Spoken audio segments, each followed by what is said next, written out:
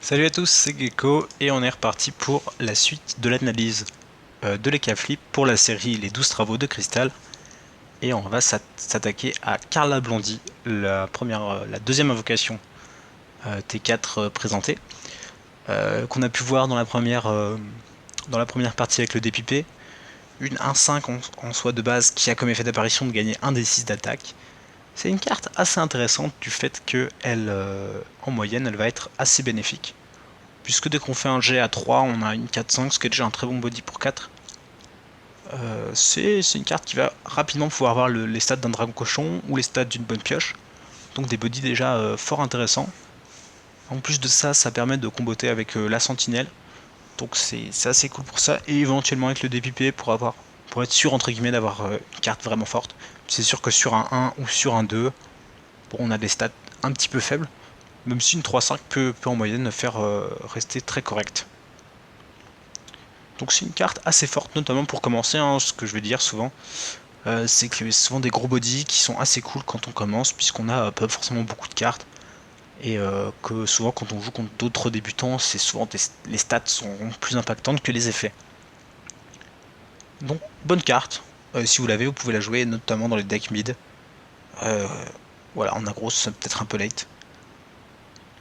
Cependant ça prend le silence, hein, faut pas oublier, c'est beaucoup de cartes et flip qui se boostent en attaque. Ont en fait un d'attaque de base et qui peuvent se faire silencer. Et ça peut être assez pénalisant. On va passer sur un autre T4, la recrue domptée. Le premier nécrome de l'EK Flip. Donc l'effet nécrome vous donne un orbe qui permet de faire 2 dégâts ou éventuellement 2 orbes si vous révélez un Dofus pour éventuellement partir sur un plan de Necronomigor. Cependant, on verra que le deuxième nécrome de l'EK Flip est assez faible, donc c'est souvent assez difficile de jouer sur ce plan de jeu là. En plus de ça, l'EK Flip a peu de moyens de gestion vraiment stables, donc c'est difficile. C'est une carte que j'aime beaucoup et que globalement on aime beaucoup parce que c'est des stats très corrects, proches d'un dragon cochon et d'un bouffe tout sauvage. Finalement, quand on fait l'effet bénéfique, on a les stats d'un dragon cochon. Quand on a l'effet négatif, on a un bouffe tout sauvage un peu plus faible. Euh, mais c'est une carte assez intéressante parce que son effet coin flip est finalement moins impactant que d'autres. Finalement, la différence elle est que de plus un moins un. Donc c'est assez cool. En plus, on garde l'attaque de 5, une attaque fixe, c'est assez cool. Ça permet de défendre en tout cas. Et voilà, c'est une très très bonne carte. Je pense qu'il faut intégrer dans beaucoup de decks. Que je vois dans beaucoup de decks, à part dans les decks spécifiques Chacha, où ben, on n'a pas vraiment la place pour l'intégrer. Je pense que sinon, dans les autres decks, c'est une carte qui pourra très facilement s'inclure. Si vous l'avez en tout cas et que vous voulez jouer K-Flip, je pense que c'est très important, très intéressant de pouvoir la jouer. On arrive sur une carte un petit peu, voilà, un petit peu faiblarde actuellement, hein. On espérait un petit up de cette carte, un de ces quatre. Bluff qui échange la position de deux de vos Dofus. C'est en fait l'effet de Hush 2, mais sans body, tout simplement. Donc certes, c'est pas une infinite, mais pour le même coup, vous avez quand même le même effet qui a pas de body. Et on sait que Hush 2 en plus n'est pas extrêmement joué à part éventuellement en Sinistro. Donc voilà, Bluff c'est marrant, je le jouais en saison 1 pour mindgame un petit peu. C'est une carte qui pourrait mindgame, mais le problème c'est que souvent, bah, autant essayer de mindgame par le placement de vos invocations que en dépensant 5 PA un peu gratuitement quoi. Donc une carte très faible, voilà, sur laquelle je pense qu'il n'y a pas besoin de s'attarder énormément. Griffer Tonkino, donc là on arrive sur le deuxième des chromes. C'est une carte qui a un gros body en soi sur le papier. 8-6 pour 5, c'est énorme. De PM, certes. Qui est donc un nécrome qui va donc donner un orbe. Le problème du Griffer Tonkino, c'est son effet coin flip, qui est purement négatif. C'est-à-dire il s'inflige en début de tour soit 1 ou soit 2 de dégâts.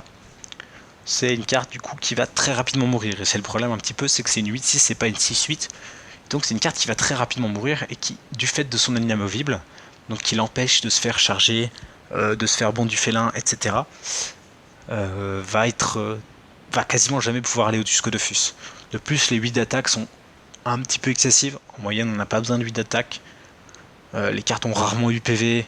et les Dofus donc 5 PV, donc c'est une carte qui a des... En fait c'est une carte qui a des stats un peu étranges, qu'on aurait préféré en 6-8. Mais là le problème voilà, c'est que c'est une carte qui va mourir très rapidement, qui a peu d'impact, un peu en défense. Sauf qu'en défense t'as pas besoin d'avoir 8 d'attaque. Donc on préférera jouer quelque chose de plus safe qui a pas d'effet négatif. Tel qu'un Sergent Poiscaille par exemple, qui coûterait un de moins. L'effet inamovible pourrait être intéressant pour éviter de se le faire remonter, mais du fait des nerfs perpétuels de ce genre de mécanique, et de Zaldior, et d'Adamai, et de l'Arachné majeur, etc. Finalement, il n'y a plus trop de risques, donc l'effet inamovible est plus forcément intéressant en défense. Donc je pense que c'est une carte assez faible, et c'est le principal problème pourquoi on peut pas jouer Keflip Necrome. À voir, peut-être une petite modification sur cette carte serait intéressante. Même si elle peut comboter avec certains effets, notamment la roulette et Keflip, pour pouvoir faire survivre la carte plus facilement. Ou encore maintenant Amalia 1, qui permet du coup de soigner le Griffer Tonkino en fin de tour et d'annuler un petit peu son effet coin flip négatif. Donc pourquoi pas peut-être un avenir grâce à Amalia pour le Griffer Tonkino. On arrive maintenant sur une Crossbeak, le héros félin. Donc c'est une 5-5% qui a des stats correctes, qui a comme effet remonte dans votre main s'il détruit un Dofus. Il coûte désormais 0. Donc c'est une carte qui est assez intéressante quand vous arrivez à détruire un Dofus avec. Cependant, c'est pas fréquent, parce que les stats sont pas non plus abusives, le coût est assez cher donc assez late. Le problème de cette carte c'est tout simplement qu'elle prend un slot de Crossbeak. Je pense que si elle le faisait pas, on pourrait la jouer. Mais là, ça coûte trop cher et l'impact est trop aléatoire. C'est rare, enfin pas aléatoire mais c'est très rare, trop situationnel. Assez rare qu'on puisse avoir cet effet qui marche. Cependant quand ça le fait c'est très fort puisque ça permet d'annuler l'effet négatif entre guillemets de perdre la value d'une carte parce qu'elle détruit un Dofus. Donc ça c'est assez fort en soi, ça fait du card advantage en plus, ce qui peut être intéressant de K-Flip. Mais je trouve que c'est uniquement fort sur chasseur en fait. Chasseur très early game, vous posez un héros félin, l'adversaire ne pourra pas la gérer, vous détruisez un Dofus et vous pouvez la rejouer directement et prendre une grosse tempo avec. Là c'est intéressant mais c'est trop situationnel pour qu'elle soit viable et on a besoin des slots de Crossbeak pour d'autres cartes plus fortes, plus impactantes et plus stables. Un autre T5, Mitten, donc Mitten une 1-5 aussi, qui a comme effet d'apparition gagne autant d'attaque que vous avez de cartes en main.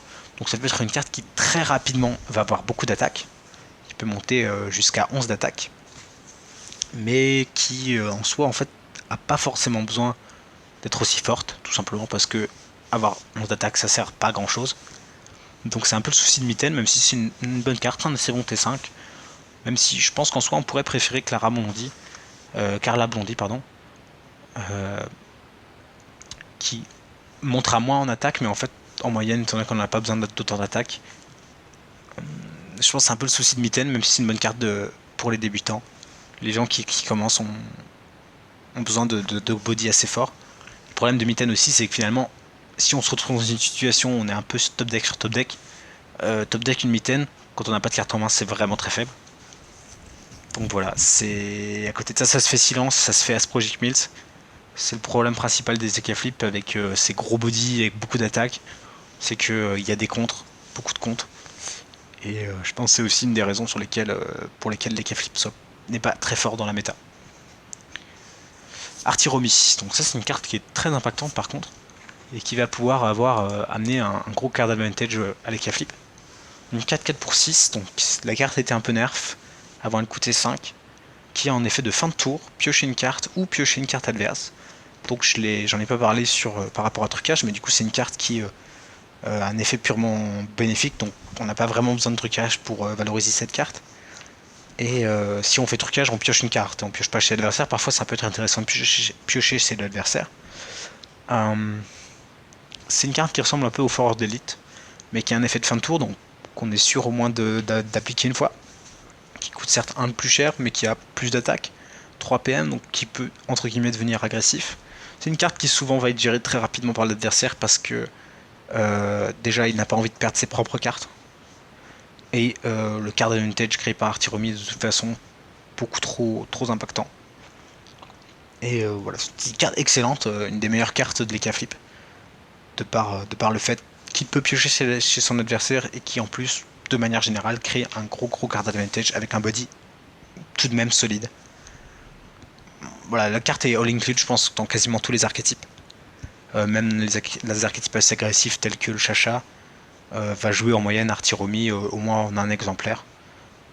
Donc c'est voilà, une carte qu'il faut rentrer si vous l'avez. Si vous voulez jouer K-Flip, jouez Artiromi, c'est très fort. Cependant attention, contre certaines classes telles que Feka, on peut être un peu pénalisé de récupérer certaines cartes Feka qui combattent énormément sur la classe elle-même. Banqueroute, c'est un sort pour 6 qui inflige 3 de dégâts à toutes les invocations d'une même famille. Donc ça ressemble un petit peu à des sorts tels que Incision, Pollinisation, le nouveau Tremblement. C'est un Blast à 3 tout simplement. Mais qui a une condition entre guillemets un petit peu aléatoire, un petit peu dépendante finalement du deck adverse. Certains archétypes tels que les decks Chacha, Schaffer ou Kra peuvent être assez pénalisés par Banqueroute. Cependant, la plupart des autres decks vont faire de Banqueroute en fait une carte trop situationnelle où finalement on va peut-être toucher une grand max de cartes et on a le risque entre guillemets par rapport à certaines neutres de se taper ses propres créatures. Hein. Il y a cet effet là qui existe, ce qui fait que par exemple si vous jouez Chacha et qu'en face il joue Chacha, si vous faites Banqueroute sur un Chacha, ben votre Chacha va prendre des dégâts aussi. Donc c'est un peu le souci de Banqueroute. Dans une méta qui serait axée très sur une famille, je pense que Banqueroute pourrait être viable. Là actuellement il est trop situationnel, on peut le jouer mais c'est pas très fort. Un peu moins stable que d'autres cartes. Bah les pattes, une cosmique très intéressante, notamment depuis le nerf, j'avais pu le dire, de beaucoup d'effets qui permettaient de remonter les cartes dans la main des propriétaires, l'arachné majeur, etc. Donc bah les pattes c'est maintenant du coup une carte qui devient très intéressante, qui pour 6 met la carte sur la pioche de votre adversaire. Donc c'est un peu une sorte d'effet d'Adamaï en moins cher mais sans body. Cependant, le fait de mettre sur la pioche peut être très impactant puisqu'on va empêcher entre guillemets l'adversaire de trouver une réponse puisqu'on sait ce qu'il va piocher. Et ça peut comboter également, je l'ai pas précisé, mais ça peut comboter avec échange et bonne pioche puisque la carte que vous piochez grâce à l'effet d'échange est forcément la carte qui est au-dessus du paquet. Donc, grâce à Balai Pattes, vous pouvez être sûr de récupérer la carte que vous avez remontée. Donc, ça peut être un combo assez intéressant, assez sympa. Une carte globalement assez forte pour pouvoir passer un Dofus, faire perdre de la tempo à votre adversaire. C'est une carte souvent intégrée dans toutes les listes, à part probablement dans les decks chasseurs, puisqu'on a le problème que c'est un sort. Craps, c'est une carte qui frustre probablement un grand nombre de joueurs, qui a eu beaucoup de changements hein, depuis qu'elle existe. Actuellement elle coûte 7 et elle inflige 6 de dégâts ou 3 de dégâts entre tous les Dofus adverses de façon aléatoire. Le problème de Craps c'est cet effet aléatoire. Cependant c'est une sorte de giga fléau qui va permettre de faire beaucoup de dégâts potentiellement si vous arrivez à le comboter avec trucage. Qui peut monter jusqu'à 6 de dégâts avec trucage. Et puis avec Bakara on peut récupérer le combo à nouveau et faire 12 de dégâts, j'ai pu le dire dans la première vidéo.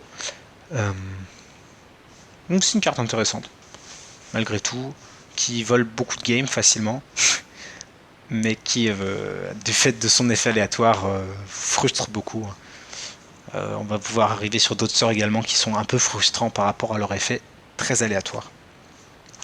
No Make-up, c'est une carte très solide, notamment dans les decks Chacha. Une 4-5 pour 7, un body correct.